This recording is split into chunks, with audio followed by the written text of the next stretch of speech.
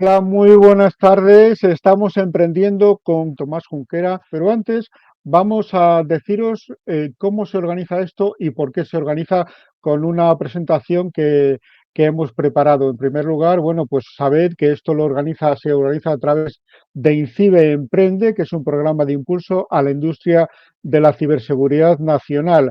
Lo que hace sobre todo es incubar, ayudar y desarrollar empresas, ayudarles a salir adelante, porque las startups son algo fundamental y que son lo que están logrando que nuestro país crezca en esta situación y sobre todo también que seamos referente en muchos aspectos. Y algo muy importante para todo esto es tener en cuenta la ciberseguridad. Vamos a hablar también de ciberseguridad con nuestros 4 emprendedores, porque es muy importante tener asegurado todo lo que tenemos en cuanto a datos, desarrollo, etcétera, etcétera. Pensad que es un sector en auge que además, por un lado, está generando mucho empleo por cuenta ajena y por otro lado está generando también muchos emprendimientos, que es lo que nos interesa a nosotros en este momento. Pensad que también que el sector de la ciberseguridad está ayudando a la digitalización de otros sectores productivos.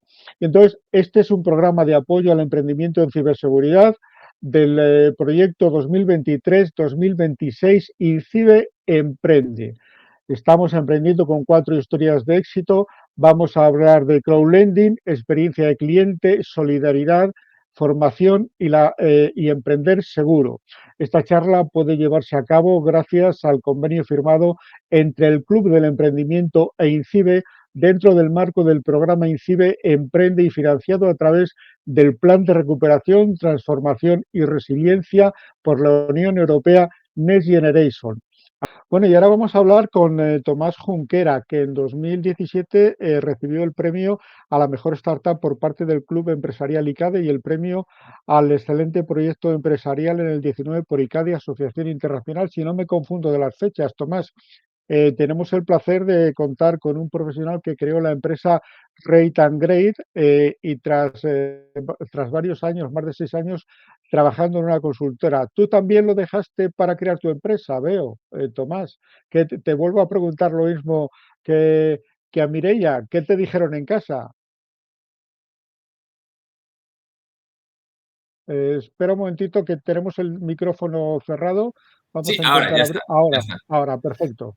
No, quería comenzar dándoos las gracias porque creo que al final hacéis un trabajo muy bueno de difusión para empresas como nosotros que tenemos que desarrollarnos. Entonces, empezar un poco por ahí. Y nada, y la verdad es que fue un momento muy divertido el que comentas, ¿no? Cómo dejar un trabajo. Yo estaba en Accenture en estrategia, llevaba unos años y estaba bien, estaba cómodo, me estaba gustando. Pero claro, de repente un día llegas y dices en casa, oye, que he decidido dejar esto para montar una empresa, ¿no? Y encima desarrollo tecnológico, business intelligence, cuando yo no tengo un background técnico. Entonces fue un poco una sorpresa y al principio se lo tomaron un poco con escepticismo pensando que no íbamos a dar ese salto, ¿no? Pero al final sí lo dimos. ¿Con qué edad lo hiciste? Pues empecé, güey, ya que hace unos años, 7 8 años con 33, 32 para Ajá. 33, hace unos añitos Bueno, ya. bueno, cuéntanos qué es lo que hacéis en Rate and Grade.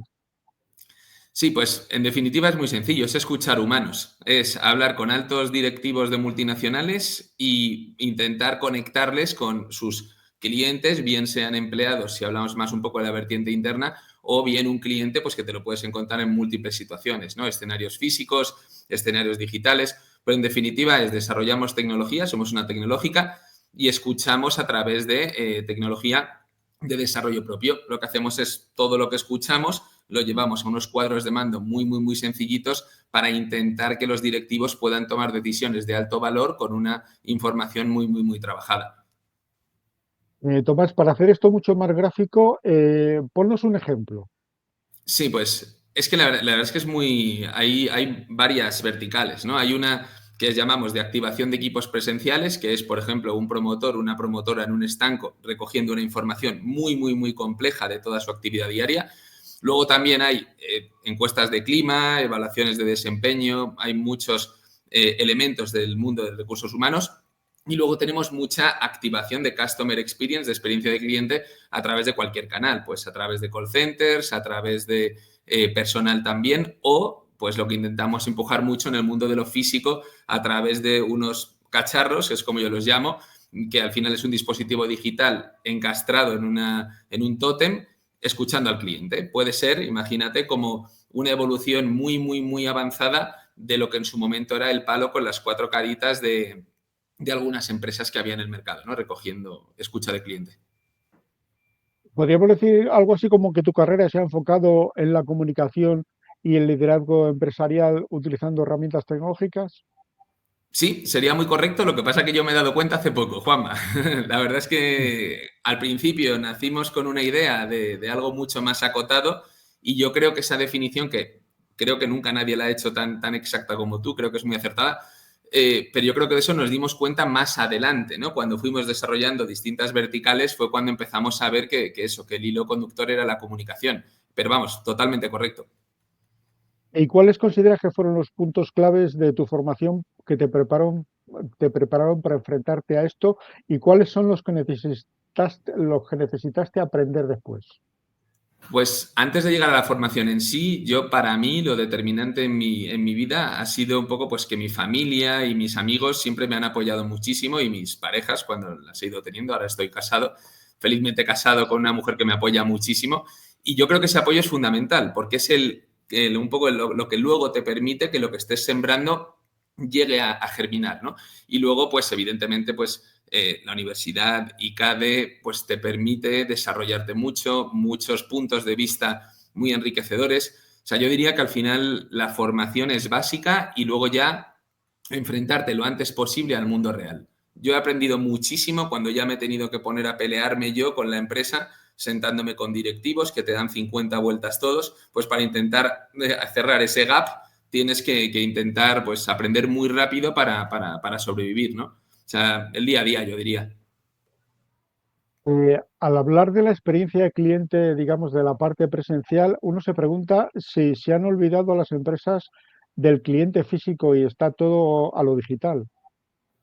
Pues mira, eso justo además lo hablábamos la semana pasada en el equipo, que por cierto es evidentemente otra de las variables más importantes de largo, pero comentábamos un poco eso, que el mundo ha pivotado totalmente a lo digital, ¿no? Oye, como los recursos económicos, como todo el mundo ha pensado en lo digital, las grandes multinacionales con las que trabajamos, pues habían invertido muchísimo en digital, ¿no? Y al hacer ese movimiento, paradójicamente, se han olvidado del cliente que tienen físico, que en la mayoría de los casos representaba el grueso del volumen de facturación y es el core del negocio. Entonces yo diría que sí, que eso es una realidad. Por el mero hecho de que se puede ir a lo digital, lo que ha pasado es, paradójicamente, es que nos hemos olvidado de la interacción humana en el plano físico. Totalmente, de acuerdo. Eh, ¿Y qué pasa en todo este proceso con la empatía?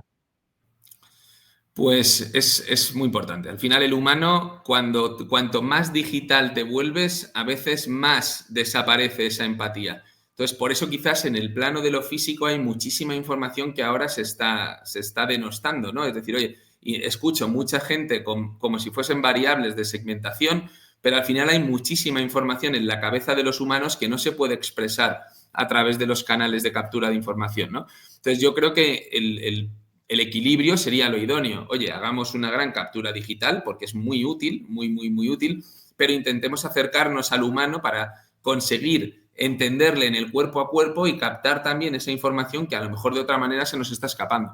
La parte de la empatía es fundamental, es lo que nos hace humanos y eso yo creo que ahora está un poco menos de moda, ¿no? Por otra parte, vosotros finalmente, como nos has comentado, os dedicáis a recoger datos que luego ya los elaboráis y trabajáis. ¿Qué alternativas de recogida de información ha habido hasta ahora y qué se puede innovar tecnológicamente para mejorar todo esto?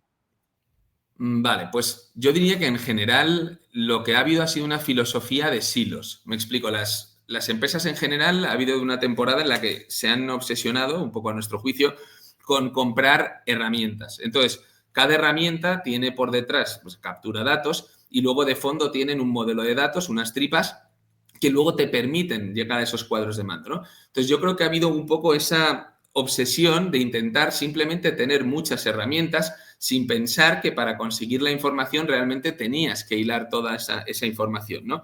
Entonces, en cuanto a las alternativas de captura, pues han tendido a esos silos, ¿no? Oye, voy a recoger información presencial. Pues lo que se ponía era un palo con 4 caritas de colores, ¿no? Y eso luego no se relacionaba con otra alternativa que podía ser un formulario online. Entonces yo diría que las alternativas ha habido muchas porque hay muchísimas, muchísimas herramientas distintas y quizás lo que ha faltado es que alguien no lo vea como distintos silos, sino que lo integre todo en una única visión. Yo diría que en el mundo de la experiencia de cliente, experiencia de empleado, alternativas hay infinitas, pero cuando tú concibes las alternativas como herramientas, el problema que vas a tener luego es que vas a tener que montarte auténticos equipos caros para gestionar esas herramientas. Y ahí es donde yo creo que surgía una oportunidad para empresas como Rate and Grade de verlo más holístico, ¿no? Un poco más integrado. Vosotros empezasteis, comentabas hace 7 años aproximadamente. ¿Cómo habéis evolucionado y sobre todo cuántos trabajadores tenéis ahora? Pues sí, mira, nosotros como empresa tecnológica, y esto es triste por otro lado, nuestro objetivo es tener en el equipo el menor número de humanos posibles, ¿no? Es decir, intentamos buscar eficiencias para prestar muy buenos servicios con profesionales muy, muy, muy avanzados, pero tener pocos, pero muy, muy, muy buenos, ¿no? Entonces, tenemos un equipo core conformado por 9 personas actualmente y luego soportado por una serie de freelancers que van prestando ayuda para algunos proyectos que son o pequeños o simplemente no son tan estratégicos. Intentamos, podemos crecer mucho en proyectos sin tener que estar basándonos en la inclusión de más personal, ¿no? Es decir, parte de nuestro éxito está precisamente en que la tecnología te permite ser muy, muy, muy eficiente y que los humanos que entren en juego tengan ese rol de aportar valor de verdad, ¿no? Y el proceso pues ha sido muy, muy complejo y muy divertido. Inicialmente era, oye, vamos a invertir los primeros años en desarrollar la tecnología, porque al final teníamos una idea, teníamos un papel y ese papel no era más que eso, pues unos garabatos. Entonces, a partir de ahí, durante un tiempo, tienes que empezar a crear una tecnología que al principio pues no es tan robusta. Con lo cual, lo que hemos priorizado, y gracias también pues, a los socios que entendían mucho este planteamiento, es, oye, vamos a estar reinvirtiendo constantemente en hacer una tecnología muy, muy, muy sólida y paradójicamente no nos vamos a concentrar en la comercialización más allá de buscar la sostenibilidad con el fin de desarrollar todas esas verticales y cuando llegase el momento adecuado, pues ya sí poder tener una posición de ventaja, una posición de diferenciación y ya atacar al mercado, ¿no? Y es un poco el momento en el que se encuentra Rate and Grade actualmente. Pero ha sido, yo diría que muy lógico, muy, muy orgánico. Me gustaría algún ejemplo concreto de un proyecto que hayáis hecho que sea asequible, no sea el superproyecto ni el proyecto Sí. pequeño, algo intermedio. Sí, pues mira, yo le tengo mucho cariño a un proyecto, evidentemente a todos, con las grandes multinacionales, por supuesto, porque además son los que nos dan de comer, pero hay un proyecto muy, muy bonito de un gran amigo, de Carlos Osa, que es en Golf Park. Y esto, pues a los que les guste el golf, está ahí cerca de La Moraleja. Y es un proyecto donde inicialmente pues, no se pensaba que la experiencia de cliente pudiera tener mucha cabida por el tipo de negocio que es, ¿no? Entonces hicimos una implementación, en este caso física, con un cacharrito en la zona de la tienda y empezamos a abrir una ventana para que en este caso Carlos Osa con todo su equipo pudiesen ir canalizando todas las inquietudes que iban teniendo, ¿no? Cosas que antes eran impensables porque a lo mejor pues se les mandaban mails o formularios o incluso a papel, ¿no? Entonces, ese le tengo mucho cariño porque empezamos a destapar mucha información que para el pequeñito es muy importante para sobrevivir y para desarrollarse y se convertía inmediatamente en retorno. Es decir, dimos mucha luz a muchísimos conceptos que había que testar, detectamos algunos problemas y sobre todo éramos muy capaces de convertirlo en unas acciones que a día de hoy, pues el que vaya a jugar al golf allí, pues va a estar viendo, ¿no? Parte de las mejoras han salido con nuestro humilde granito de arena a la hora de entenderlo. Ese proyecto le tengo mucho, mucho, mucho cariño. A eso quería ir yo también, al tema del retorno. ¿Qué ejemplos de retornos hay en este tipo de proyectos? Y sobre todo, la empresa que invierte quiere ganar algo. ¿Qué es lo que gana la empresa al invertir en estos sistemas?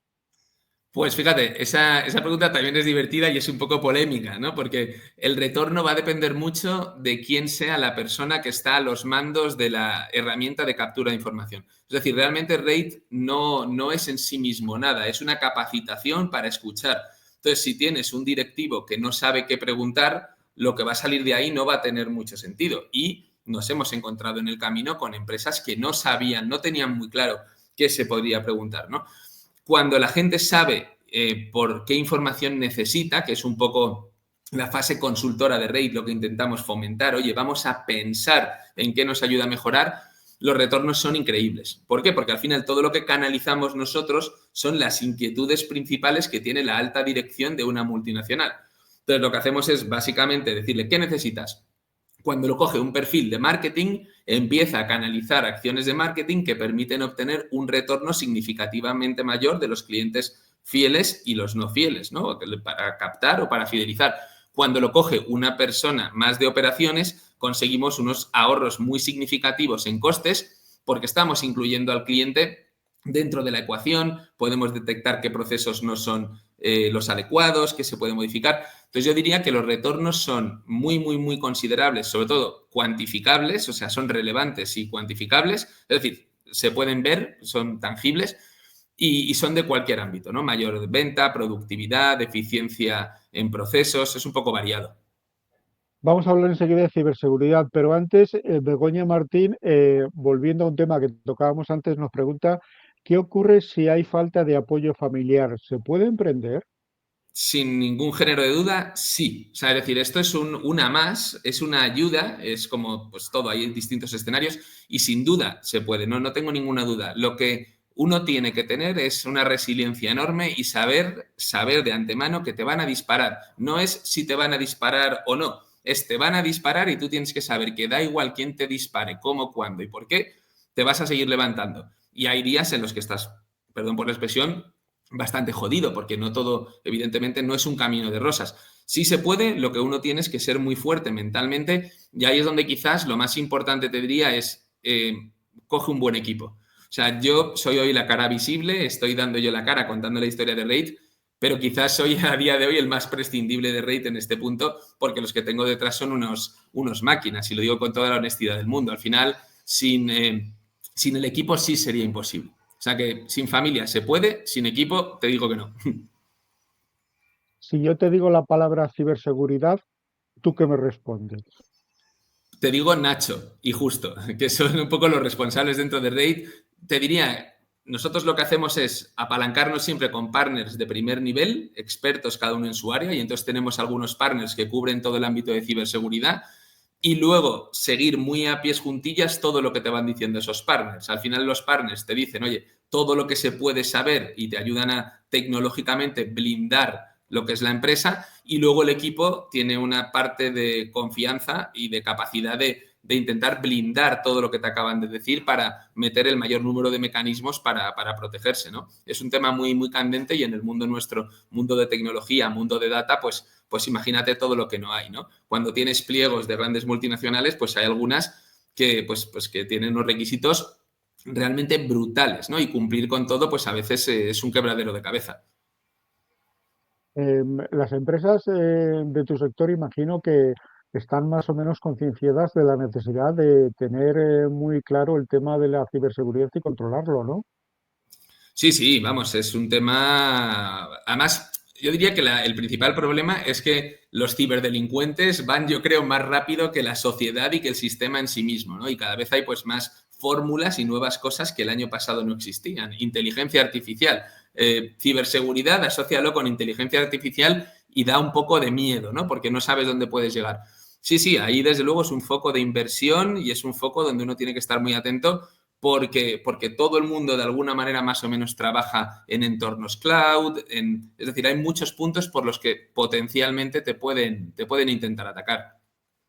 Volviendo al trabajo a día, dime, Tomás, ¿cuáles son para Rita and Grade las claves del éxito en la escucha del cliente? Quizá los datos. Sin duda los datos asociados un poco a lo que te lleva al dato, ¿no? La forma de conseguir ese dato. Y hay múltiples formas, o sea, hay unas que son de una escucha más mediante encuestas, hay distintas fórmulas, ¿no? Pero yo diría que quizás lo más importante, diría que es dónde atacas al cliente. Es decir, al final, por ejemplo, por volver al ejemplo de las caritas, que es muy gráfico, ahí el mercado detectó una necesidad, que era escuchar al cliente. Pero muchas veces ibas andando por un sitio y te encontrabas un palo con 4 caritas en mitad de una pradera, en mitad de la nada, ¿no? Es decir, habían detectado la necesidad, pero no se había detectado dónde el cliente tiene un tiempo de espera, donde sí estaría dispuesto a regalarte esa información. Entonces yo creo que quizás lo más importante es saber en qué momento hay que abordar al cliente y en qué momento no, y eso está vinculado con no fastidiar tus propios procesos. No puedes intentar escuchar al cliente en un punto donde te va a molestar a tu operativa de negocio. Entonces yo te diría que quizás es de lo más relevante que veo que en lo que más, a juicio de rate, evidentemente, se podría mejorar, ¿no? Y en cuanto a recomendaciones, digamos, a grandes empresas o pymes que nos estén escuchando ahora mismo, ¿qué les dirías? Enfocado a tu sector y a tu negocio, Sí, lógicamente. sí, pues a ver, es complicado porque son empresas que invierten muchísimo y evidentemente nosotros tenemos una visión humilde de empresa pequeña, ¿no? Pero yo diría que quizás, hilándolo un poco con lo que hablábamos antes, sería el volver a mirar al mundo de lo físico, ¿no? Es decir, volver a darse cuenta de que, oye, hay negocios que no. Una empresa que trabaje solo online, ese no puede mirar a lo físico. Pero la gran mayoría de las empresas, por ejemplo, en el mundo de retail, tienen clientes físicos o en restauración. Y sin embargo, si tú y yo salimos ahora a dar un paseo, nos vamos a un centro comercial o a un restaurante, nadie nos está escuchando, ¿no? Entonces, yo diría que se replanteen si toda la información que buscan solo tiene que ser digital. Porque mi idea, mi juicio, lo que vemos un poco en Rate, es que se ha abandonado el mundo de lo físico, se ha abandonado al cliente físico. Entonces yo creo que esa sería la principal recomendación y luego a partir de ahí, pues cada negocio tiene que adaptarse a su cliente, ¿no? Pero yo diría eso, volver un poco a lo físico sin dejar de invertir en lo digital, pero no olvidarse del humano. Al final estamos hablando de comunicación, imagino. 100%. Y entonces, ¿cómo influyen los datos y la analítica en la toma de decisiones estratégicas en comunicación? Sí, pues yo diría que al final uno de los grandes retos de las multinacionales hoy en día es que tienen tantos datos por todos sitios que a veces es difícil saber siquiera a qué dato tienes que prestar atención, ¿no? Porque cada canal tiene, por ejemplo, unas connotaciones. El canal digital tiene unas ventajas, pero tiene unas desventajas, el físico igual. Entonces, no sé, yo diría que hay que intentar entender esa foto de una manera integral, ¿no? La comunicación implica entender muchas fuentes distintas de datos y ser capaz de sintetizarlo para intentar gestionarlo todo desde un sitio único para no perder el foco, porque si no, puedes estar mirando donde no tenías que mirar, ¿no? Volver a ver todo el dibujo para tomar decisiones de una manera integrada. ¿Y cuál es vuestro enfoque a la hora de liderar equipos y garantizar su motivación y compromiso? ¿Cómo lo hacéis? Tanto en vuestra propia Sí. empresa como en lo que tengáis que hacer con los clientes. Eso, a nivel rate, entiendo que te referías, ¿no? Yo Sí. diría que la comunicación interna nuestra es espectacular. Es decir, eso tenemos una fórmula de full teletrabajo, que es una cosa que muy pocas empresas en España creo que han implementado. Es full teletrabajo, pero luego hemos sido muy eficaces, como nuestros perfiles también, es verdad, son senior, hay que entender un poco la empresa, ¿no? Pero al final hemos sido capaces de crear una serie de puntos de encuentro que nos permiten maximizar nuestro tiempo personal y disfrutar mucho del tiempo dentro de la empresa. Entonces, yo diría que un elemento motivacional es respetar siempre a toda la gente, incluirla en los procesos de decisión al nivel que tocan. Evidentemente, yo tengo decisiones a veces más complejas que algunos perfiles más juniors del equipo, ¿no? Pero yo diría eso, escuchar a todo el mundo, incluirles en el día a día, comunicarles lo bueno y también no tener miedo a comunicar lo malo y generar espacios. Oye, pues quedar a comer, tener determinadas reuniones muy eficientes para hablar de unos temas, reuniones de otro. Entonces, a nivel interno, creo que esa sería un poco la recomendación y a nivel externo, creo que lo que hay que hacer es implementar medidas de escucha diría que activa al empleado. En la parte de recursos humanos, que entiendo que tu pregunta va un poco más por ahí, yo diría que se ve mucho multinacionales haciendo una encuesta de clima anual o cada 2 años. Es decir, eso a mi juicio es insuficiente. Hay que intentar meter canales muy rápidos, muy ágiles, no puedes darle el tostón a un empleado, pero algo que te permite estar escuchándole de manera constante. Oye, pues me lo invento, por poneros un ejemplo, pulsos, ¿no? Oye, cada mes vamos a contactar con los distintos empleados, pero vamos a simplificarlo mucho, con 5 preguntas. En enero, ¿qué nos preocupa? ¿El teletrabajo? Pues vamos a preguntar 5 cosas muy rápidas del teletrabajo para entender a mis empleados y les voy a comunicar lo que ha salido y voy a intentar mejorar.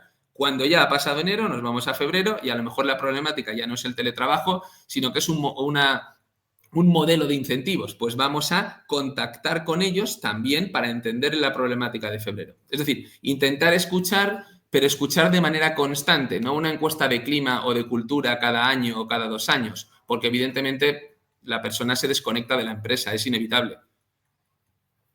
Tomás, imagino que vosotros veis de todo y hay de todo como en botica. ¿Os encontráis con líderes a los que le decís lo que habría que hacer y que hacen lo contrario? Yo te diría que en general yo Alguno, nunca has le dicho digo a nadie. alguno, alguno. Sí, sí, sí, no, no, pero te diría que en general yo intento no decirle a nadie lo que debería hacer porque es súper difícil, o sea, enjuiciar a terceros es súper complicado. ¿Por qué? Porque hay muchísimas cosas que están pasando en las empresas entre bambalinas. Entonces, a lo mejor uno lo ve obvio, pero por detrás hay temas políticos, no querer pisar algo, o sea, hay mucha complejidad. Pero sí que hay veces que es verdad que nos encontramos con patrones muy irracionales, ¿no? Gente que a lo mejor va un poco más guiada por el ego o lo que sea, y dice, este es mi libro. Ojo, lo que te digo, puede tener una agenda paralela, personal, que no sea la de la empresa, que le impulse a tomar esas decisiones, ¿no? Pero sí que nos encontramos. Afortunadamente son los menos, de decir que la calidad de dirección con la que yo me encuentro es en general muy, muy, muy elevada, pero de vez en cuando sí te encuentras alguno que hace cosas raras. Y cuando escarbas un poquito, porque a mí es la parte que más me gusta, casi siempre encuentras una respuesta al porqué de determinado tipo de reunión que has tenido. Vosotros trabajáis lógicamente con la reputación corporativa. ¿Qué importancia tienen las redes sociales y los nuevos canales para mantener y mejorar esta reputación? Fue fundamental. Al final, fundamental, pero a veces excesivo. Es decir, hemos llegado a un punto en el que nos importa tanto la reputación del tercero que somos capaces de renunciar a nuestros valores para quedar bien, ¿no? Entonces yo creo que ahí es donde llegamos al exceso. Pero para todo lo que no sea excederse, yo diría que es muy importante comunicar lo que se hace. Es decir, las empresas, las multinacionales hacen mucho por la sociedad. A tema de simplemente pagar impuestos, pagan muchas nóminas luego de funcionarios y de la sociedad.